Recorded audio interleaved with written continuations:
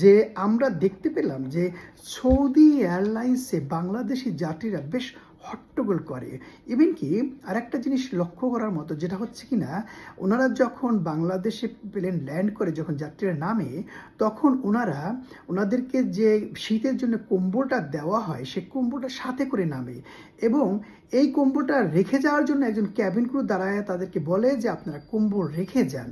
মানে এটা একটা লজ্জাজনক ঘটনা যে একটা কম্বল 200 টাকা দাম যায় সেটা সাথে করে প্যাসেঞ্জাররা নিয়ে যায় এবং এটার জন্য একজন ক্রু দাঁড়ায় বলে যে তোমরা এটা রেখে যাও রেখে যাও। মানে এই দুইটা ঘটনা তুমি আমাকে একটু বলবে যে মানে এটা কেন হচ্ছে?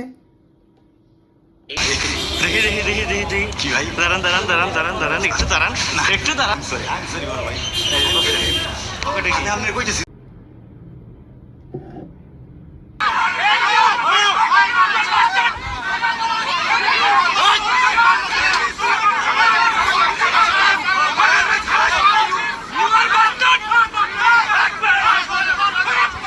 এই দুইটা ঘটনাই আসলে একটা বড় সামাজিক ও নৈতিক অবস্থা তুলে ধরে। ঘুষ গ্রহণকারীর লজ্জা না থাকা বা চরম অসংবেদনশীলতা এটা অনেক সময় ক্ষমতার বলয়ে থাকার একটা লক্ষণ, যেখানে তারা নিজেকে বিচার বা শাস্তির ঊর্ধ্বে মনে করে। আর সৌদি এয়ারলাইন্সের ঘটনাটা সম্ভবত একটা সংস্কৃতি বা সুযোগের অপব্যবহার। অনেক সময় কম্বলের মতো ছোট জিনিস নিয়েও কিছু মানুষ লোভে পড়ে যায়, কারণ তারা তা এক ধরনের অধিকার মনে করে। এগুলো সাধারণভাবে সমাজে নৈতিকতার অবক্ষয়ের একটা চিত্রই।